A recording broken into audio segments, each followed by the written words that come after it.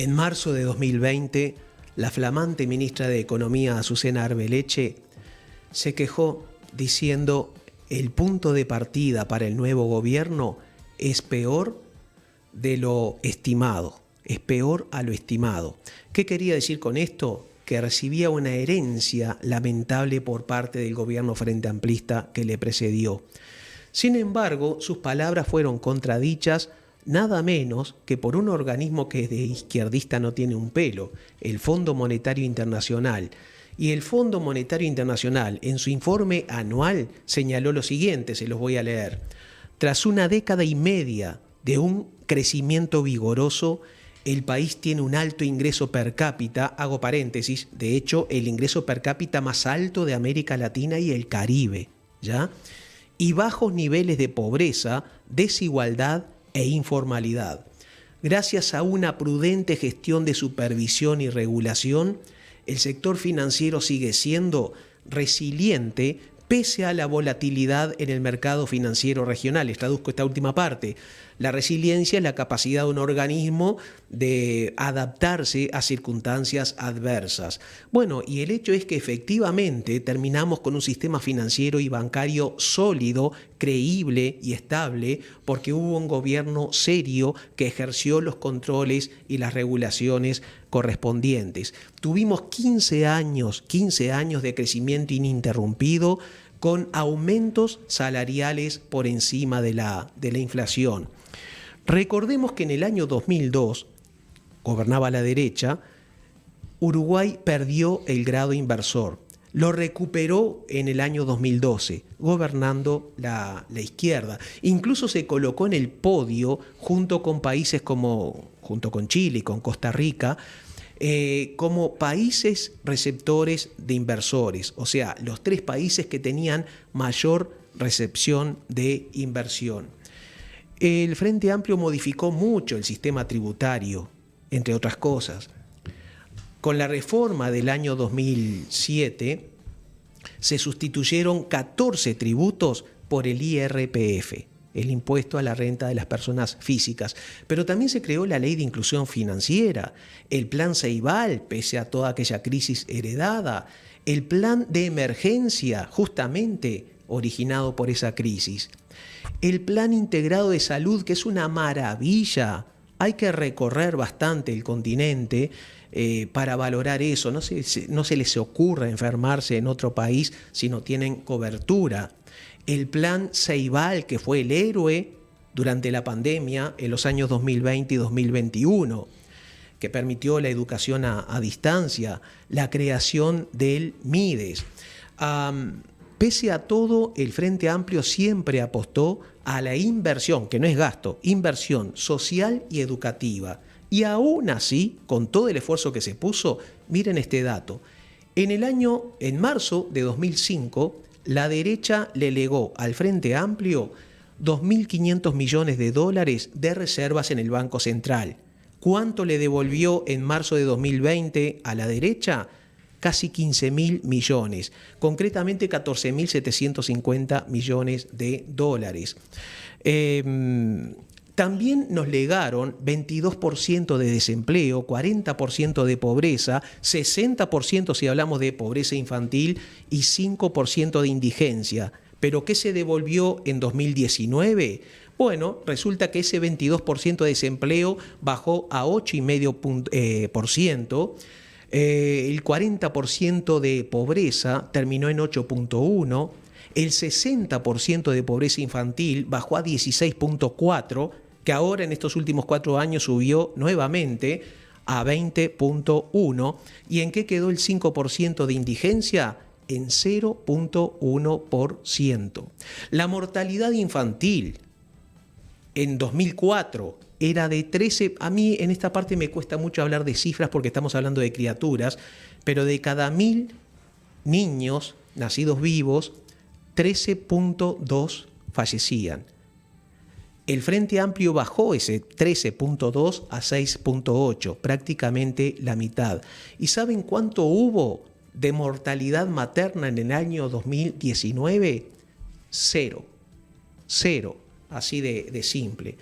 La inflación nunca fue un problema para nosotros porque los salarios, pensiones y jubilaciones durante esos 15 años de crecimiento consecutivo, sostenido, siempre estuvieron por encima de la inflación. Y eso terminó abruptamente con la llegada de Luis Lacalle Pou al gobierno.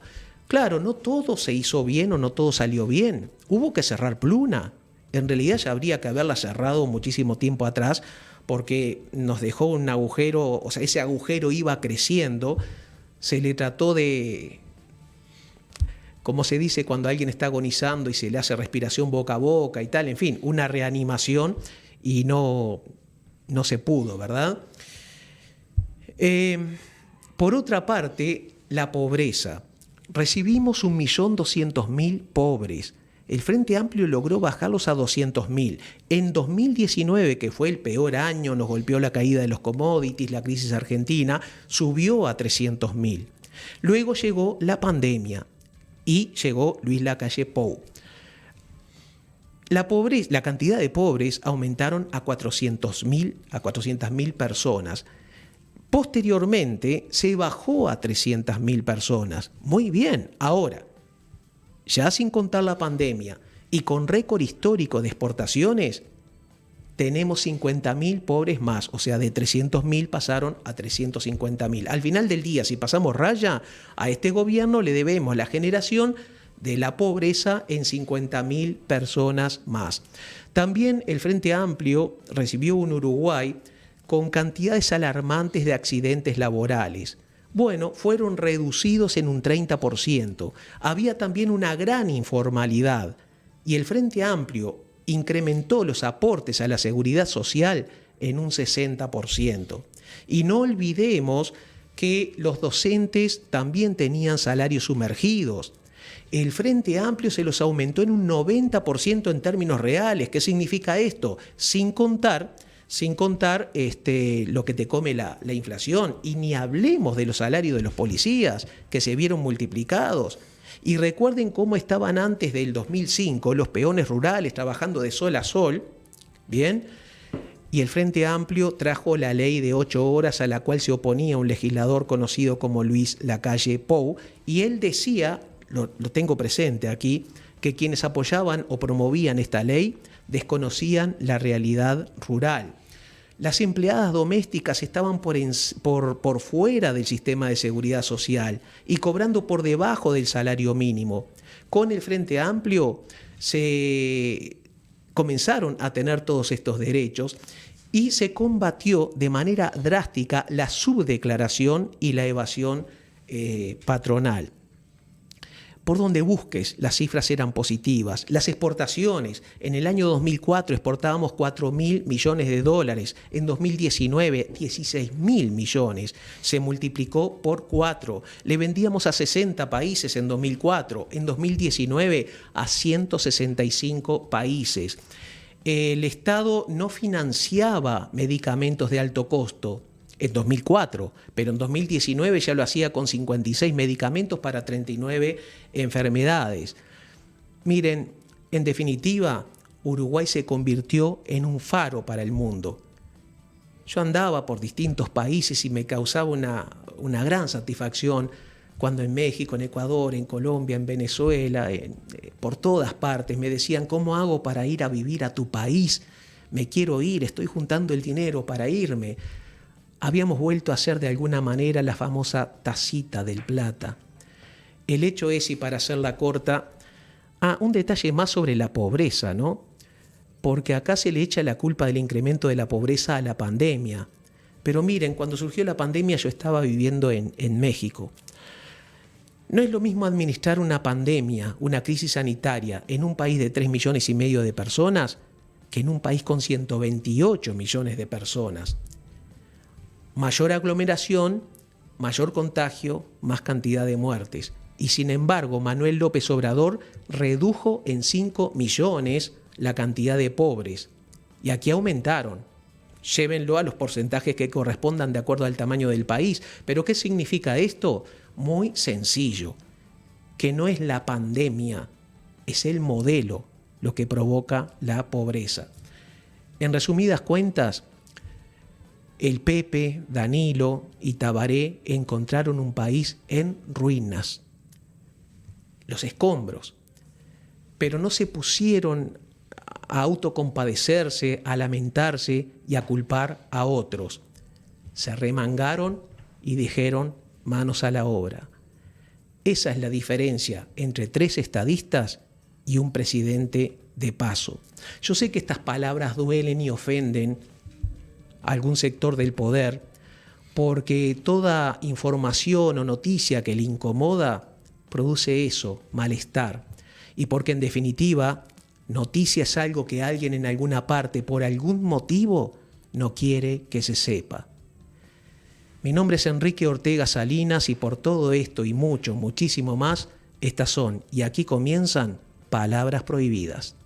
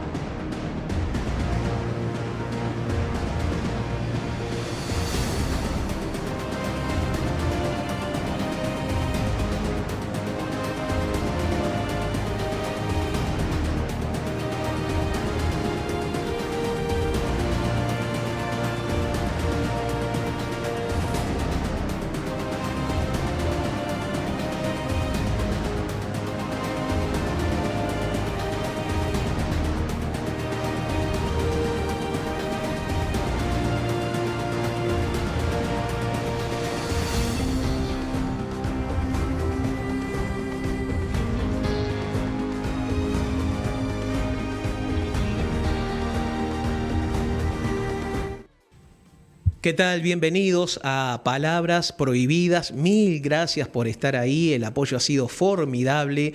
Mil gracias a aquellas plataformas que están tomando partes de nuestro programa para reproducir estas informaciones. Hay voces que cuando se pretende callarlas se convierten en un grito. Los 2 invitados que tengo hoy, quizá en diferentes épocas, en diferentes años, han tenido del otro lado algún sector poderoso que ha pretendido callarlos. Y la historia demostró que no se podía. Tengo a mi izquierda a alguien a quien me causa mucha satisfacción, bueno, me causa satisfacción tenerlos a ambos, ¿verdad? Pero es que mucha gente, cuando nos llamaba a nosotros para elogiarnos por palabras prohibidas, siempre me terminaban mencionando a este otro contendiente. Y dice, qué bueno sería verlos juntos. Hoy lo tenemos aquí con nosotros. Eduardo Preve, mil gracias por venir. Estás en la ruina, eso debo decirlo, ¿no? ¿Cómo te va? ¿Qué tal? Un placer, muchas gracias por la invitación. Bueno, estos cambios de estación fuera de la estación, aunque seguimos en invierno, nada, me han causado un poco de alergia, pero contento de estar acá, agradecido.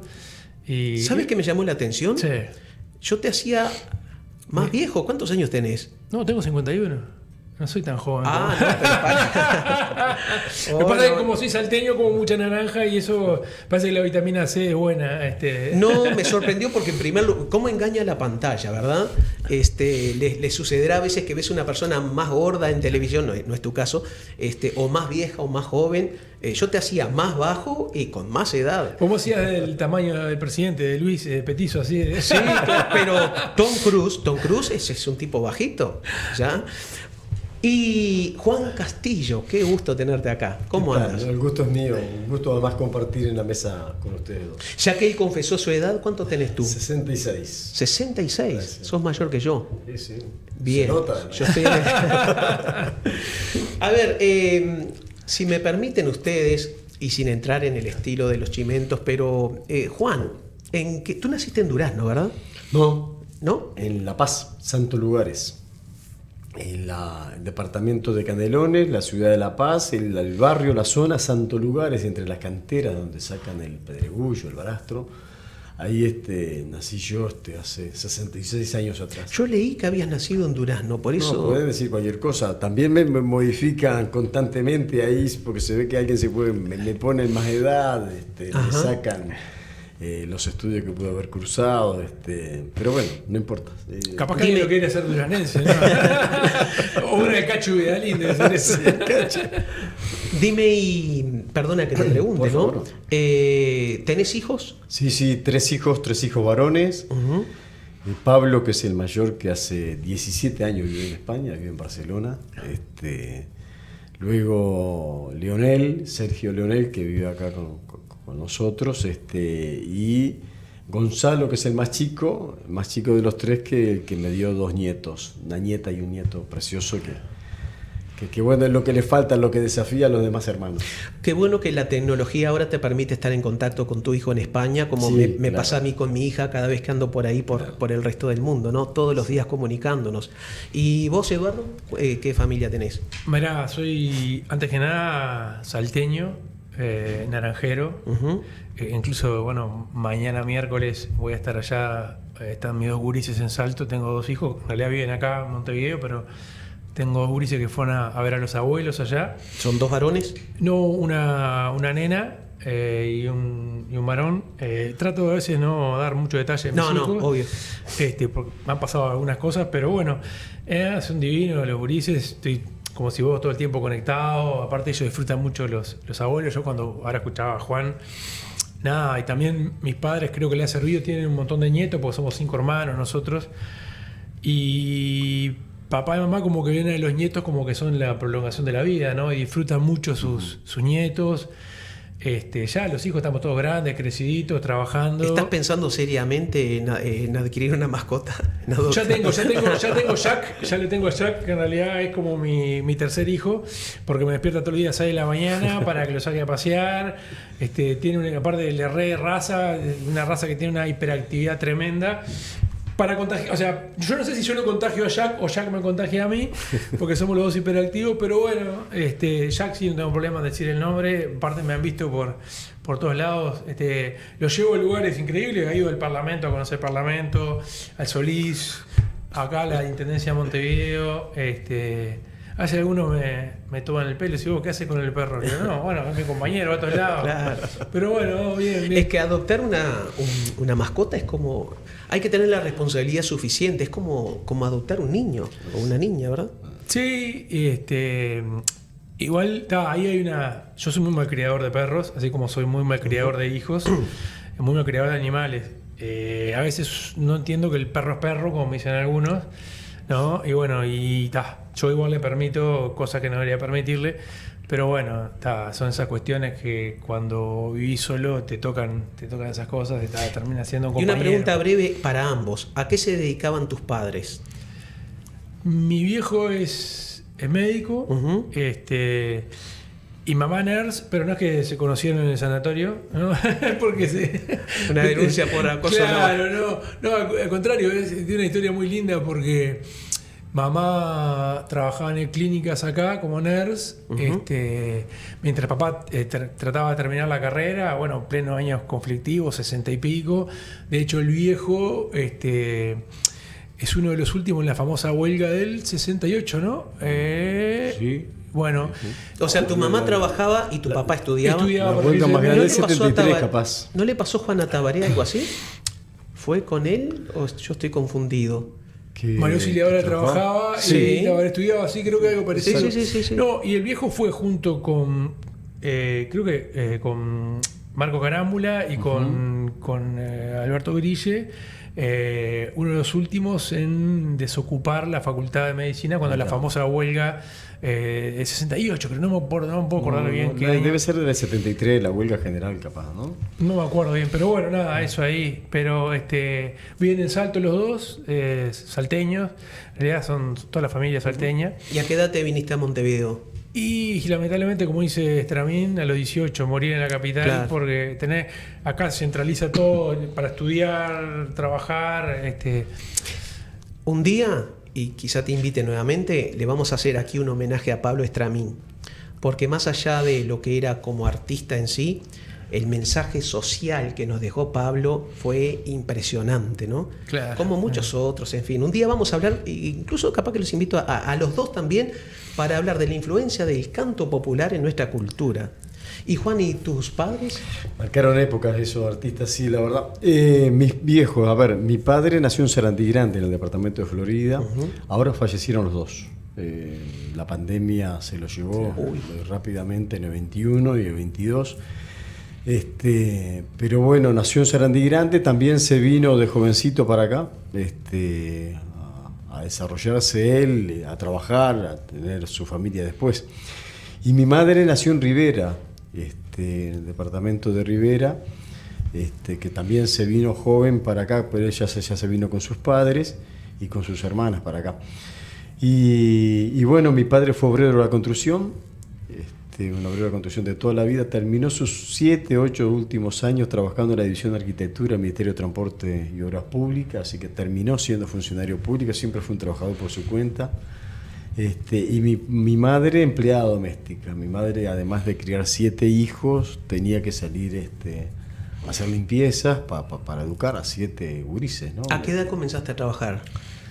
Bueno, yo empecé a trabajar a los 15 años vendiendo ropa en la calle. Antes se usaba mucho lo que llamábamos los judíos. Los judíos te daban un bolso lleno de ropa con muestras que iba entregando casa por casa, iba anotando el número de puerta o el número de apartamento, dejabas, daba la vuelta a manzana y pasabas a ver si quería quedarse con alguna ropa interior, con algún pañuelo, alguna media, que era lo que vendíamos nosotros. Y eso lo hacía para financiar el estudio. Yo estudiaba en el Instituto de Mecánica Naval, en la Escuela Rondó y Guatemala, en la UTU, y era la forma que podía costearme el óneo. Yo vivía en Las Piedras ya en aquel momento con mi viejo, y bueno, así empecé hasta que el director me descubrió qué hacía yo con un bolso tan grande, porque después me llevaba la muestra. Ahí le expliqué y dice, no, vos tenés que trabajar en algo que vaya directamente ligado al estudio. Y saqué la patente de foguista a los 17 años y un permiso de menor y empecé a trabajar en el Hospital Español, como foguista en el Hospital Español. Perdona mi ignorancia, ¿qué es un foguista? Foguista es el que atiende las calderas. Hay una sala de máquina, una sala de caldera que atiende todo lo que tiene que ver con los lavados de ropa, con la calefacción, con la cocina, con los aire acondicionados también después, que tenía que atenderlo como integrante de la planta de mantenimiento. Pero bueno, la verdad que nos contribuyó bastante a poder terminar el estudio. ¿Y a qué edad comenzaste la tarea sindical? Tarea sindical empecé en el medio de la clandestinidad, en la dictadura, a partir de otros queridísimos compañeros y compañeras que empezamos a reorganizar en el puerto de Montevideo el sindicato en la clandestinidad. Ya posterior a lo que había sido el plebiscito, lo que había sido la recolección de firmas de FUCBAM en contra de la propiedad horizontal, ahí agarramos un balaje muchos jóvenes de aquel momento y empezamos a organizar primero campeonato de fútbol para hacer coletas para los presos, para las familiares de los presos, y luego a reabrir el sindicato ya sobre el 83. Cuando quisimos acordar, los que estábamos haciendo esa tarea éramos los delegados sindicales. Entonces, al aparecer la democracia en el 84, ya hicimos las elecciones de sindicato sobre el final de año y aparecimos ahí en el sindicato portuario. Ya estaba, perdón. Sí, vos sos el que preguntaste. Es que ya iba a girar No, vos ya estabas en el Partido Comunista ahí en la UJC. No. Increíblemente, el proceso mío yo lo describo en un libro de un camarada, porque yo cuando empiezo a militar sindicalmente, empecé a militar en FUCBAN en realidad con la campaña de firme y porque era cooperativista de vivienda. Luego empezamos a organizarnos con otros compañeros en el puerto, la reapertura del sindicato y de la central sindical, el PIT en aquel momento. Y empiezo a militar en el PGP, Partido por el Gobierno del Pueblo, PGP, la lista 99, claro, porque hubo batalla, era una figura para todos nosotros, yo en el cerro, él en la teja y todo lo demás. Y me pongo a militar, a entregar volantes, a ir a algunas reuniones y a convencer votos, hasta el mismo día de las elecciones. Las elecciones en el 84 fue un 25 de noviembre. Y mi ficha de afiliación del partido es el 27 de noviembre, 48 horas después de haber votado el PGP. Me hacen una entrevista de asimilación, algunos camaradas que estaban saliendo de la cárcel y eso, y me invitan a formar parte del partido y bueno, se lo agradeceré toda la vida. ¿A qué edad comenzaste a trabajar como periodista? Mira, justo el otro día me fijaba y tengo 32 años de aporte al BPS, o 33, porque se ve que hay dos o tres años que no aportó. Yo empecé a trabajar a los 15 años como periodista en el diario Cambio de Salto. Sí. Y que era otro diario en aquella época, no el diario que soy. Y empecé haciendo crónica de deportes, era a destajo. O sea, trabajaba sábado y domingo, cubría partidos de fútbol y de básquetbol. Pero también tenía un programa en la radio llamaba así en los jóvenes. ¿Pero relatabas partidos o hacías la crónica posterior? Era para el diario, hacía la crónica. Iba a mirar el partido y hacía la crónica. Porque no te imagino a ti. Era la crónica, hacía la crónica posterior. Y ahora tengo una anécdota fantástica de esa época. Y también tenemos un programa con otros muchachos jóvenes, nos gustaba mucho el básquetbol de deporte. Y bueno, en una radio, ya Radio Tabaré. Pero ya era formalmente en el diario, o sea, todos los fines de semana tenía actividad. Y a su vez yo trabajaba en verano, siempre me trabajaba, diciembre, enero y febrero, me buscaba una changa o algo para hacer. De hecho trabajé 2 veranos con 15, 16, 17 años en un supermercado en Salto allá. Era un año mejor reponedor y el otro año en la verdulería, la frutería. De hecho, hay una anécdota graciosa porque dos te voy a contar. Una, el padre de mi padre, o sea, Eduardo Preve también se llamaba, mi abuelo Eduardo Preve, mi padre Eduardo Preve, yo Eduardo, ¿no? O sea, no era muy creativo para el nombre, pero es muy característico en el interior, sobre todo Salto, una sociedad bastante especial, ¿no? Bastante aristócrata. El viejo Preve, o sea, el padre de mi padre era médico también, un tipo muy reconocido y eso.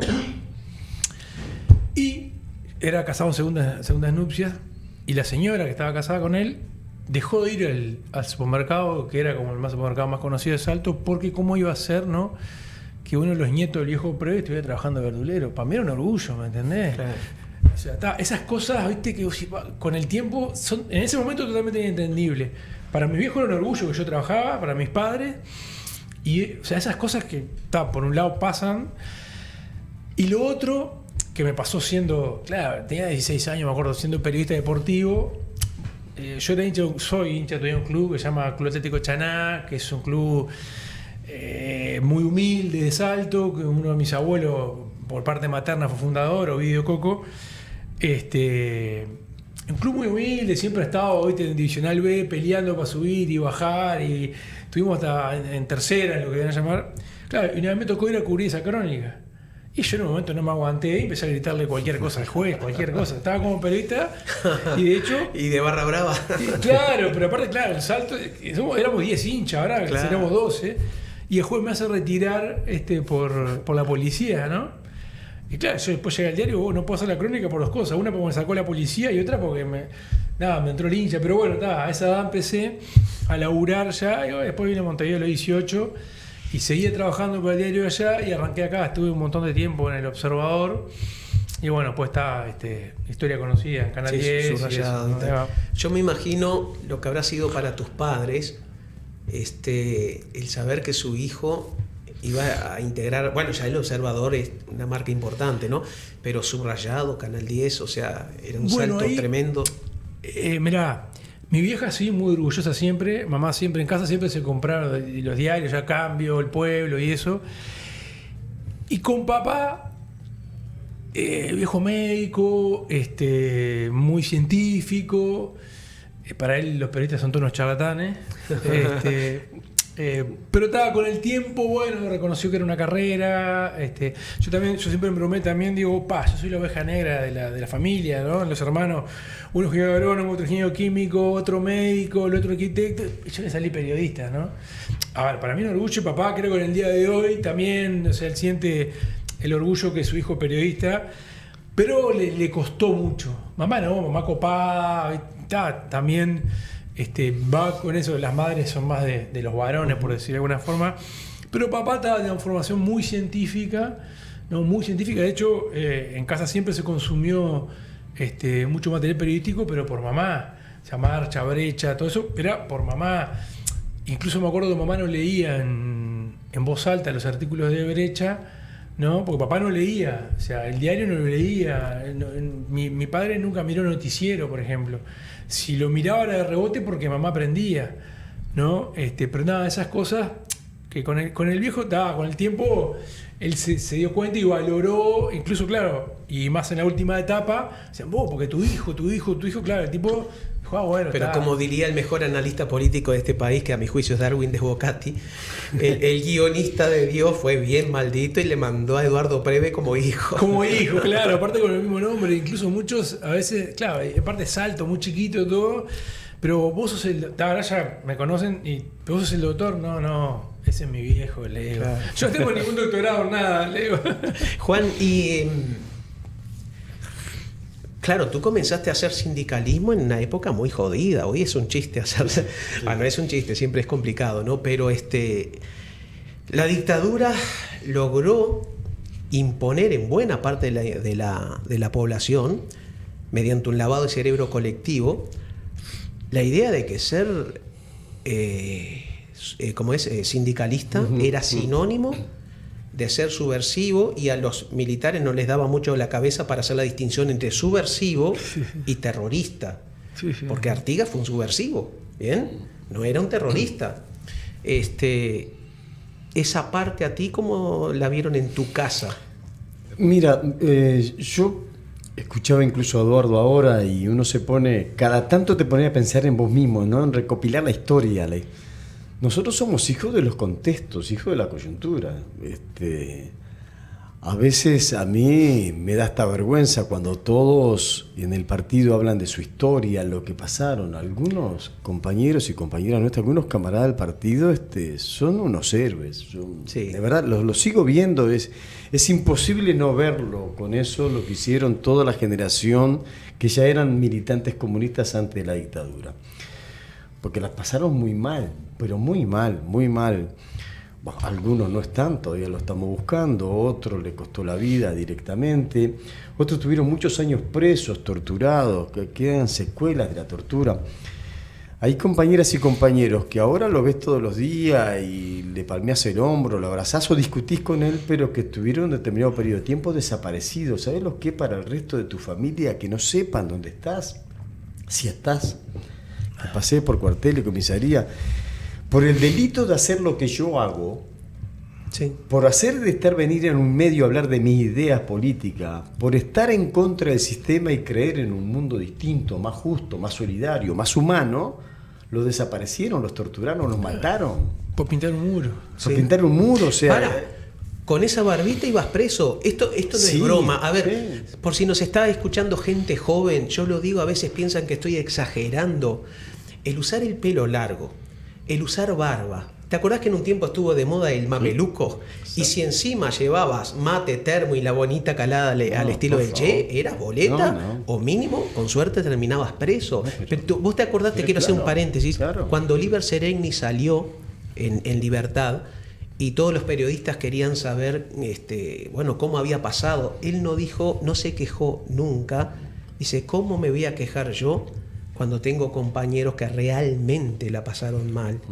Estuve preso, todo lo demás, pero él tuvo esa ética de no lamentarse nunca, por lo cual yo comprendo lo que tú acabas de decir. A mí no me tocó la parte dura porque yo durante la dictadura jugaba al trompo y a la bolita, o sea...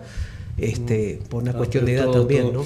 Destruyó varias vidas la dictadura, sí. ¿No? El fascismo es implacable contra eso. Entonces, a ver, ¿qué es haber vivido la dictadura? Lo mío en la clandestinidad era un chiste, es de juguete. La tarea más dura que me tocó a mí, la que no me olvido más, el jabón que me pegué por primera vez, es cuando, organizado desde AEBU, la Mesa Sindical Coordinadora de Entes Públicos, de empresas que nos habíamos organizado, nos daba un frasquito con pintura para salir a grafitear, porque teníamos que aparecer toda una noche, todo Montevideo grafiteado, cada cual en una cuadra distinta, en una calle distinta. A mí me tocó pintar por Vladimir Turiansky, y yo no sabía cómo se escribía Turiansky, mucho menos conocerlo. No conocía a Turiansky. En una hojilla llevaba el apellido para no equivocarme. Algunos quedaron pintados durante años con error de ortografía. Claro. En otros pedir por feliz días, en otras calles pedir por feliz día. O sea, nosotros pintábamos y reclamábamos la libertad o la vuelta del exilio, amnistía, ya salíamos a pintar bajo los nombres de nuestros héroes, de nuestros próceres, de la clase obrera. Y eso era, Y cuando me dicen, vos, ¿cuál fue la tarea? Eso, me pedí un jabón barro. Eso, era pintar un muro. Si ahora estás en la parada de 10 de la mañana y no te corres, te pintan a vos. Pero antes había que hacerlo de noche, en clandestinidad, y le costaba vida, como vos dijiste. O sea, han asesinado por la espalda a jóvenes por estar pintando un muro. Entonces. Pasó recientemente. Incluso, ya que mencionaste a Ebu. Sí, a Plef lo mataron. Exacto, tratando de recordar. Lo de Aebu ha sido insólito. En 2020 y 2021 los ficharon por una manifestación totalmente pacífica. Antes de pasar a Eduardo de nuevo, te comento algo. Siempre me llamó la atención tu aplomo, la moderación. ¿Siempre fuiste así o fuiste cambiando a través del tiempo? Bueno, no sé, yo no me sé evaluar yo, pero fue un rasgo distintivo, ¿no? Algunos lo desespero porque hablo muy lento, dice. Pero yo siempre tengo una aprensión especial. Temo quedar en ridículo. Temo errarle, equivocarme. Y procuro solamente hablar de las cosas que sé, las que domino, las que puedo hablar con propiedad. Varias veces en los medios, ustedes serán testigos de esto, que me preguntan, che, y tal cosa, porque... No, eso no lo sé, pero te puedo dar la pista de quién puedo hablar de eso, porque también se trata de aprender las cosas en su justo término, ¿no? Particularmente yo desarrollé toda mi vida, la mayor parte de mi vida, como dirigente sindical para defender los intereses de las trabajadoras y los trabajadores. Y en mi última parte, ya renunciando a la actividad sindical, me integro a la dirección del Frente Amplio y aparezco además después como integrante de la dirección más estrecha del Partido Comunista. Tú vas a hacer, perdona la interrupción, pero es importante, ya están prácticamente definidas las listas. ¿En qué lugar vas al Senado? ¿Cómo va a ser la cosa? Voy tercer lugar titular al Senado. Ahí va encabezada, la 1001 va encabezada por Óscar Andrade, segundo... Él tiene titular, es Óscar, la primer suplente de él es Ana Olivera. La titular de la segunda línea es Constanza Moreira y su suplente es Rafael Micherini. Y yo soy el tercer titular y mi suplente va a ser Matías Carámbula. Y la cuarta titular es Susana Muniz. La 1001 tenía 2 senadores, ¿verdad? Teníamos hasta ahora 2 senadores como 1001, uno solo del partido, ¿no? Porque casi siempre damos la segunda línea o una línea importante para los aliados. Pero tú vas igual, de todas maneras, no solo por la 1001, sino por el espacio democrático avanzado. Sí. O sea que es casi seguro que sale el tercer lugar. Bueno, ojalá. Bien, hagamos así, les propongo una pausa de segundos nada más. Germán, ¿podemos pasar el video? ¿Bien?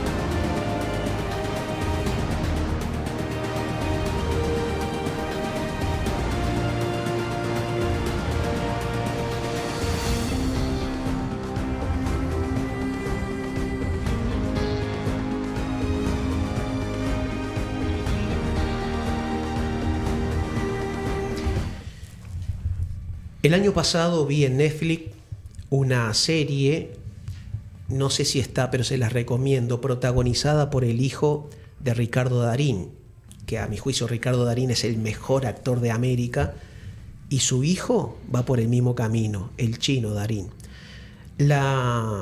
Pese a ser el argentino, se hizo en España, y esa serie se llama Mano de Hierro. El nombre tiene un doble sentido. El protagonista, no les quiero spoilear la serie, pero tiene una mano de hierro debido a un accidente, pero además maneja el puerto, la terminal de contenedores, con mano de hierro. Y el negocio que más les interesa no son los los mexicanismos, pero todavía me queda algo de mexicano, no son los contenedores. o mejor dicho, no es la mercadería que legalmente va para Europa o llega de Europa en los contenedores, sino los cargamentos de cocaína. Vean esa serie, por favor, porque van a terminar espantándose realmente de muchas cosas que han ocurrido en estos 4 años y lo que significa alguna que otra entrega del servicio portuario. Eduardo, ¿a quién mejor, qué mejor que preguntarle a Eduardo Preve sobre este tema? Mira, justo que el otro día repasaba con un colega la serie esa, le decía que a veces cuando ves las series, claro, están inspiradas en la realidad. Uh-huh. Y acá, por ejemplo, está pasando en Montevideo, ¿no? Que nos estamos convirtiendo en un gran puerto de salida de la cocaína que viene por la hidrovía. O sea, los narcos son muy inteligentes y han dejado sobre todo Bolivia y Perú, de sacar directamente a puertos europeos porque les llega, es mucho más sospechoso una carga que te pueda ir de Bolivia o que te pueda ir de Perú. Entonces lo que hacen es bajan la cocaína a Paraguay en avionetas y después viene todo por la hidrovía, ¿ah? O por vía terrestre a Montevideo o Buenos Aires, sobre todo más a Montevideo porque tiene mayores debilidades en los controles y sale para Europa. Y mira, justo si nos podemos saber, nos hemos enterado en este mes que salieron 2 cargamentos de uno de 4 toneladas, 4.000 kilos de cocaína y otros de 3.600 kilos de cocaína. Uno apareció en Barcelona, otro apareció en Portugal. Y para que la gente tenga una idea, estamos hablando que esas 7.600 kilos de cocaína equivalen más o menos a 13 o 14 viajes de avioneta, ¿no? O sea, cada avioneta te carga 500, 550 kilos de cocaína, ¿no? Entonces, para dimensionar un poco. Pero poco antes el cargamento de 2 toneladas en Amberes. Sí, sí, o sea, no, esto yo te hablo, esto es fresquito vale. ahora. Sí. Tenemos, o sea, lo de Amberes, hay un montón. Pero a lo que voy es que nuestro puerto, ¿no?, se ha convertido en puerto de salida de la cocaína. De hecho, hay, llaman la ruta de la hidrovía, le están llamando la ruta de la droga. Uh-huh. Y lo grave es que han fallado todos los controles, incluso teniendo oportunidad como para hacer goles. Hace poco salió un cargamento menor al lado de lo que eran otros, que iba camuflado entre Budines y Bermú, ¿no? Entonces también, que fue otro cargamento que agarraron en Europa, o sea, y es justamente, yo me imagino, cuando veía la serie, me imagino, esto pasa en el puerto de Montevideo, o sea, sale por el puerto de Montevideo, y estamos hablando que, por ejemplo, uno de los cargamentos, el de 4 toneladas, son, en origen, acá, $100 millones. Puesto en Europa, son $600 millones. O sea, estamos hablando de grandes volúmenes de dinero. Claro, como para no existir todo ese mecanismo de corrupción para que se pueda saltear todo lo que es, digamos, policía, control aduanero, etcétera, etcétera. ¿Vos te acordás que en la película este personaje tenía al Ministerio del Interior, al Ministro del Interior, sí, la policía solo entraba con su autorización? Exacto. Pero yo te escuché decir algo muy interesante, ¿no? Está bien, está el escáner. En realidad son 3, pero hay 2 que no están en funcionamiento. Pero quien está detrás del escáner sigue siendo un ser humano. Bueno, bueno, sí. En realidad, por ahora hay un solo escáner, van a venir 3 más. Ya llegaron, todavía no están operativos. También hubo un proceso, porque justo decirlo, en 2019, en noviembre de 2019, antes de irse el gobierno de Vázquez, hizo un llamado a licitación para comprar un escáner que en febrero del 2020 se estaba por adjudicar, y este gobierno llega y deja sin efecto ese llamado, ¿tá? Y hace un nuevo llamado, primero por un escáner solo, después un privado. Estos 3 escáneres que se van a poner operativos ahora no fue una idea del gobierno, fue un privado que presentó una iniciativa privada y dijo, ¿por qué no ponemos 3 escáneres en el puerto? El gobierno la tomó, hizo ese llamado para los 3 escáneres y la terminó ganando esta empresa norteamericana, también ahí con algunos conflictos, porque otra de las empresas que había cotizado mejor, incluso era una empresa que iba a poner tecnología china. Estados Unidos se quejó, los que terminan ganando son una empresa de origen estadounidense. También ahí entran otros intereses ahí que uno no los ve a simple vista. Estados Unidos no quería que ganara la otra empresa porque iba a utilizar tecnología china. Termina ganando esta empresa que usa tecnología americana. Pero lo que voy es que nos demoramos 4 años y medio en poner los escáneres. que hace ya 1 año y medio que sabemos quién ganó y recién llegaron en junio y va a estar operativo en octubre. Y en este año y medio, las autoridades actuales no fueron capaces, porque lo están haciendo ahora contra reloj, de edificar los lugares donde tienen que ir los escáneres, porque tienen que ir... ¿Vieron cuando vos te haces una placa en el médico para proteger la radiación de los rayos X? Bueno, se tiene que hacer lo mismo para proteger la salud de los trabajadores del puerto. Y no lo hicieron en este año y medio. No pensaron, che, ¿dónde vamos a poner los escáneres? No lo pensaron. Se está haciendo ahora contra reloj. Cuando fue adjudicada hace 1 año y medio, llegaron el 17 de junio y recién, en octubre, coincidentemente con la campaña electoral, lo van a poner... Pero te paso un pequeño... perdón. No, lo van a poner en funcionamiento. Han dicho que con estos nuevos escáneres se va a poder monitorear el 80% de los contenedores. Acá hay un detalle. Qué casualidad. Yo he sentido del mundo del narcotráfico que si de cada 10 cargamentos que envían les capturan 2, o sea el 20%, sigue siendo negocio para ellos. Y qué casualidad, es el 20% el que va a quedar sin monitorear. Pero yo lo que quiero averiguar, porque no lo sé y no quiero ser irresponsable, es qué tanto van a funcionar de manera automática y en qué porcentaje va a haber un ser humano que diga este container sí, este otro no. Es todo el tiempo un ser humano que está mirando las imágenes. Pero ese dato del 80% es medio contradictorio con las cifras internacionales, porque a nivel mundial se escanea más o menos un 10% de los contenedores. No sé cómo vamos a hacer nosotros para escanear el 80%. Yo lo escuché de las autoridades decir que iban a escanear el 80%, me llamó la atención el dato, cuando el promedio mundial es 10%.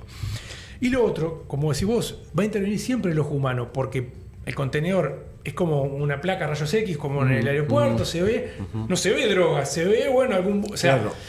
En harina de soja, se hubieran visto ahora cuando eso fue escaneado, veía la bolsa de harina de soja y adentro es como, che, esto no es harina de soja, son ladrillos. Tenía carozo. Claro, y vos decías, esta harina de soja es rara. Claro, veía todo como ladrillos. Podrían haberlo abierto, cosa que no se hizo.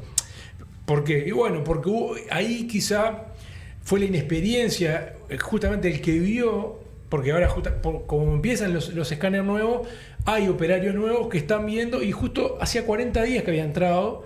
¿Y qué pasa? Se fue a fijar, como ese contenedor venía de Paraguay, se fue a fijar a las imágenes de Paraguay, y Paraguay había mandado imágenes cambiadas. Ese contenedor estaba limpio en Paraguay, supuestamente.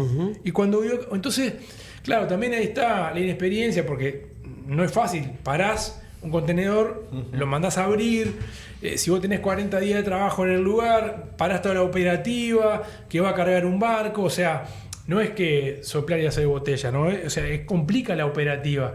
Claro, tiene que ser algo visiblemente sospechoso. Y mirá, y esto es increíble, en todo este tiempo que estuve investigando, ¿sabés cuántos contenedores, desde que está el escáner en el puerto, hace más de 10 años, se logró detectar droga solamente por las imágenes una vez sola? No mames. Una vez sola. Todas las otras veces que se ha detectado droga ha sido porque venía información de inteligencia. Che, ojo, ese contenedor, por más que no te dé nada la imagen, abrilo igual, y así se ha abierto, se ha encontrado droga. Incluso pasó, cuando encontraron droga acá, famosa, una cantidad de camionetas que estaban cargadas todo con cocaína escondida, no fue porque fue alguien de aduana o alguien de la prefectura a mirar. Alguien de la empresa que estaba trasladando la camioneta le llamó la atención como que tenían la suspensión vencida y eran camionetas 0 kilómetros que estaban en el puerto. Y la fueron a inspeccionar y resulta que estaban todas cargadas de cocaína. O sea,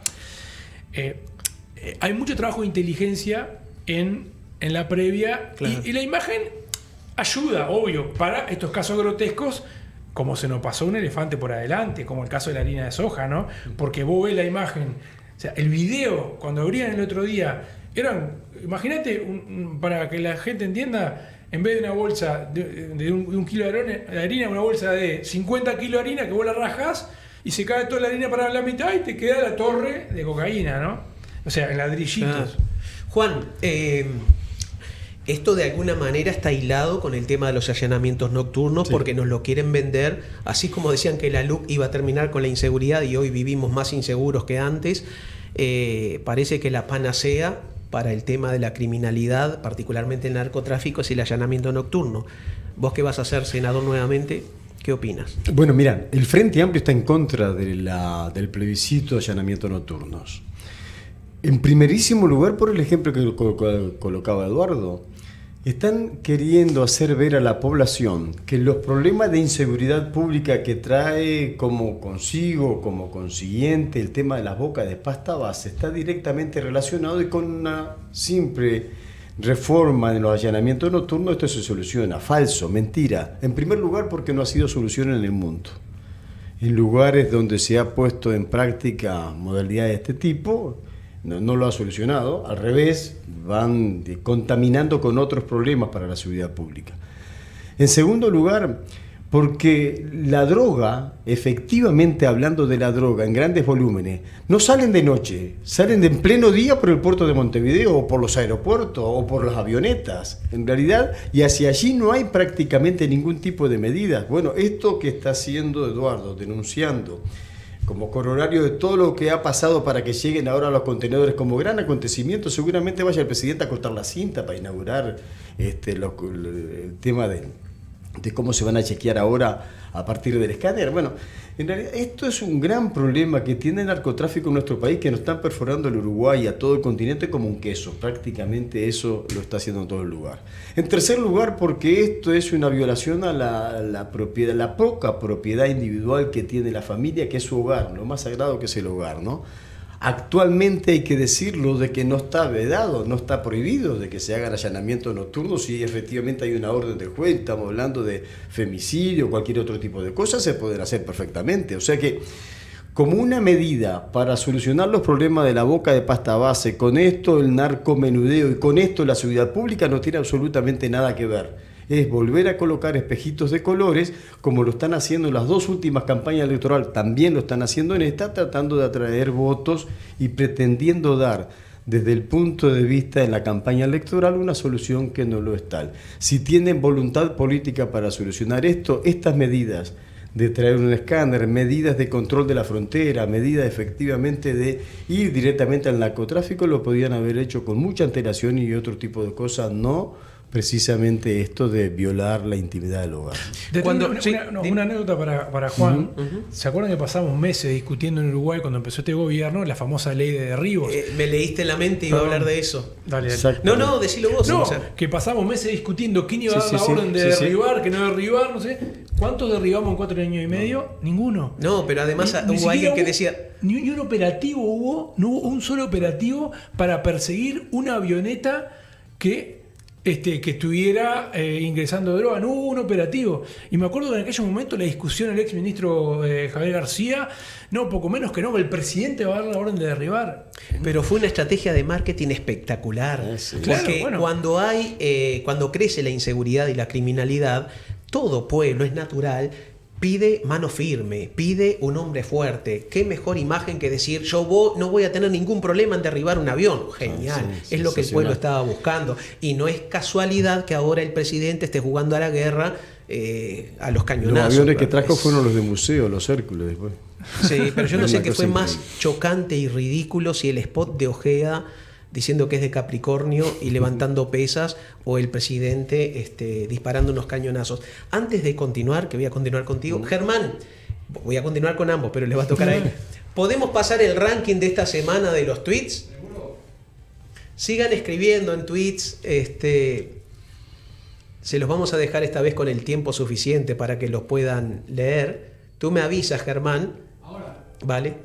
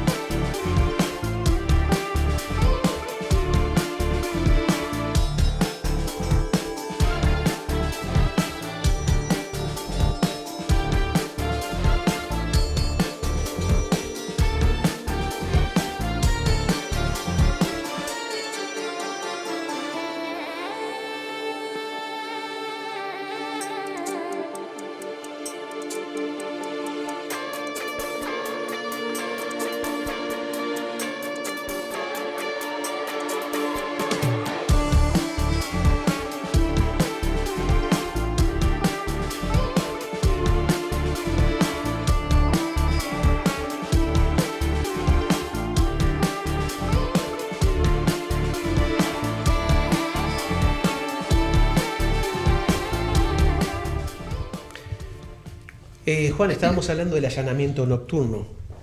¿Querés agregar algo más o querés pasar al tema de la reforma? Me gustaría pasar al otro tema, de hecho que yo comparto la preocupación y el relato y la denuncia, porque además lo ha investigado Eduardo hace muchísimo tiempo, este tema de los contenedores, del contrabando y lo que es la operación portuaria. Fundamentalmente eso, capaz que agregar solamente, ahora algunos se darán cuenta de lo que significa para la soberanía de un país el control de los puertos. Claro. Esto es la entrada y la puerta de entrada y salida de cualquier país son los puertos. No se lo puede entregar a una multinacional con bandera de otro país. No se lo puede. Es algo que tiene que conservar siempre el Estado, lo que se esté pasando allí, tanto por los precios, tanto por la entrada y salida de barco, como por la mercancía que por allí pase. Precisamente no son lo que manufacturan los trabajadores y los obreros de nuestro país, lo que está pasando es drogas precisamente, y esto nos está descalificando frente al mundo. Esto es un gran tema para nosotros. Me pongo de abogado del diablo para hacerte las preguntas sobre la reforma jubilatoria, que no es de la seguridad social, es jubilatoria, ¿no? ¿Se le van a expropiar los ahorros a los trabajadores que estén aportando a las AFAPs? Jamás, nunca. No podríamos nosotros mismos estar haciendo eso con los trabajadores y con las trabajadoras del país. Se trata de defenderles los derechos de los trabajadores y trabajadoras. A los que están obligados, a los que fueron voluntarios, inducidos a afiliarse a una AFAP, seguramente cada 2 o 3 meses nos esté llegando un sobre de nuestra prestadora de servicio donde nos dice que tenemos tanta plata depositada y ahorrado. Que vayan a buscarla ahora. Yo lo invito a cualquier vecino, a cualquier vecina, a cualquier compañero trabajador que le llegue esa nota, como me llega a mí, que vaya a decir a la AFAP, vengo a retirar mis ahorros. Que en algunos son unas cifras varias veces millonarias. No lo puedo hacer.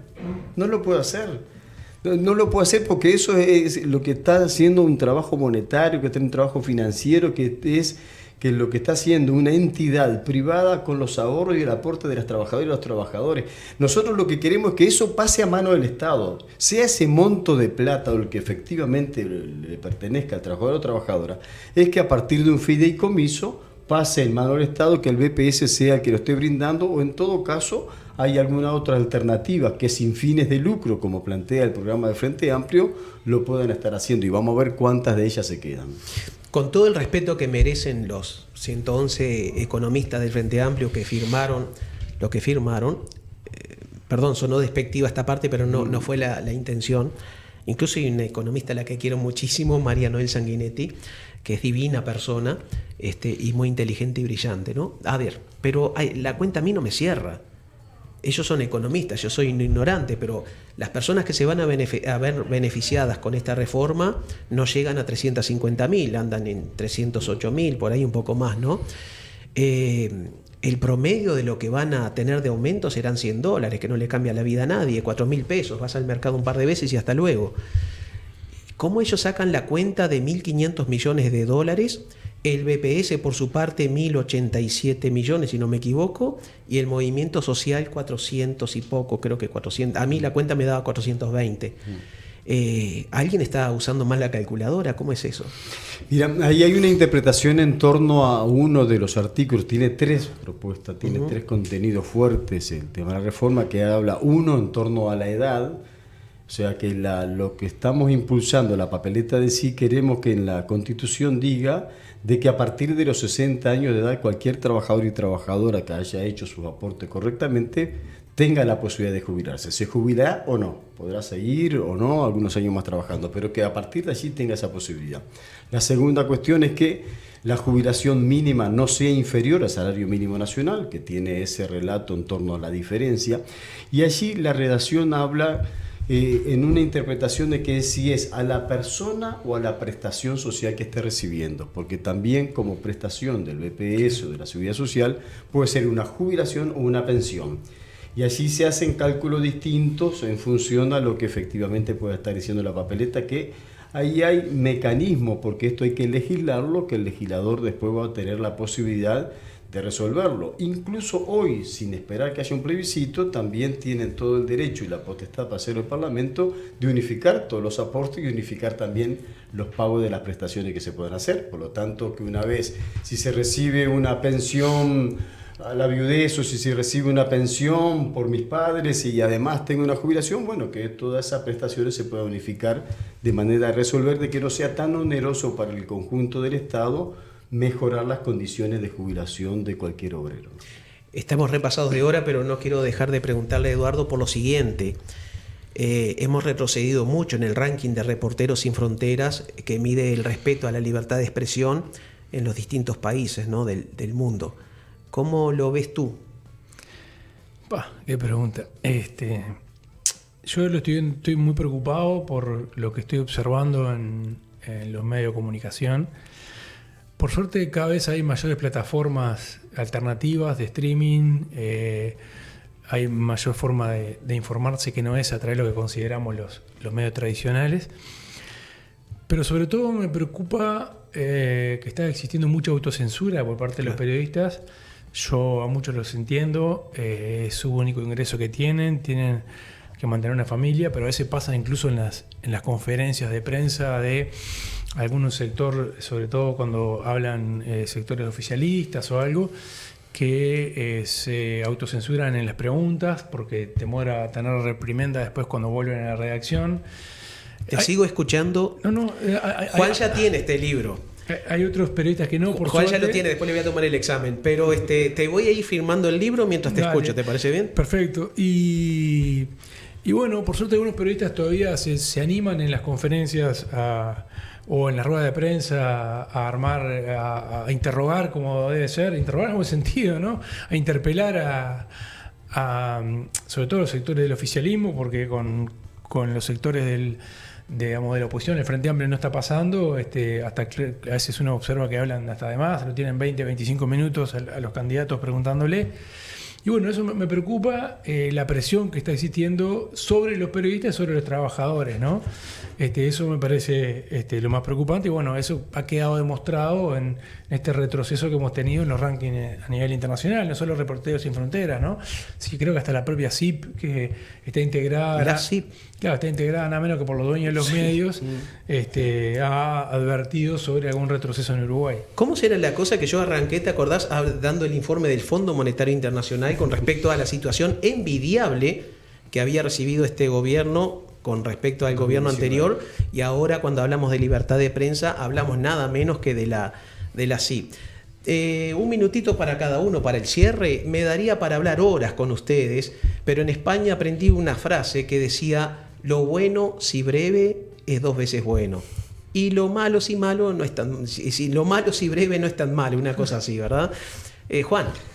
Gracias, el agradecimiento por el espacio, el agradecimiento por el programa, por abrir una nueva ventanita a poder transmitir nuestra opinión, nuestro pensamiento, una mirada distinta.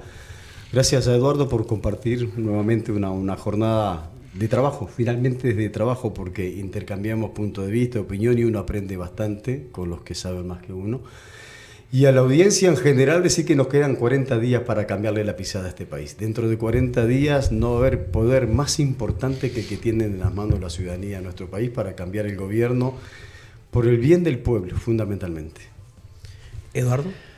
Agradecido a vos y a la audiencia, y capaz un poco una confesión. Yo a veces soy muy crítico de la actuación de algunos dirigentes sindicales, pero debo confesar que Juan siempre lo he mirado con mucho respeto, porque esos sindicalistas, no solo de la trayectoria, sino que esos sindicalistas que trabajan, que han trabajado y que han predicado con el ejemplo. Y a veces cuando uno observa, ¿no?, otros, a veces el desarrollo de la actividad sindical de otros actores del sistema, que bueno, no queda tan conforme, porque los sindicatos deberían representar y defender los derechos siempre de todos los trabajadores, y a veces vemos que lamentablemente termina en beneficio de algunos dirigentes, ¿no? Y por eso, digo, no es por pasar la mano a Juan, él no precisa, pero nunca tuve la oportunidad de decírselo, y esta es capaz una vez pública que está bueno, a veces no solo hacer las críticas que uno hace a veces a la actuación de algunos sindicatos, no los sindicatos, sino algunos dirigentes sindicales, pero está bueno reconocer cuando Uruguay tiene buenos sindicalistas también, ¿no? Qué bueno. Para mí ha sido un placer, y solo redondeo con una oración, Germán. Germán, ya sabes, el que está al frente de 25 personas que integran el equipo de producción.